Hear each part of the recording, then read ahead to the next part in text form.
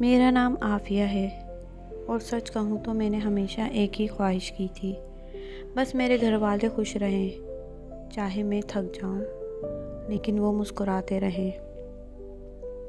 لیکن زندگی ہمیشہ خوابوں کے مطابق نہیں چلتی۔ پاکستان کے وہ دن مجھے آج بھی یاد ہیں، جب گھر میں آٹے کی بوری تھی مگر روٹی کم تھی، جب بجلی چلی جاتی تو گرمی سے زیادہ دل کی پریشانی بڑھ جاتی۔ امی ہر بار کہتی، بیٹا فکر نہ کر، اللہ بڑا کارساز ہے۔ میں ہاں تو کر دیتی لیکن اندر سے ٹوٹتی جا رہی تھی۔ گھر کے حالات خراب تھے، ابو کی نوکری چھوٹ گئی تھی، بھائی ابھی پڑھ رہا تھا اور میں ایک چھوٹی سی پرائیویٹ نوکری سے گھر چلانے کی کوشش کر رہی تھی۔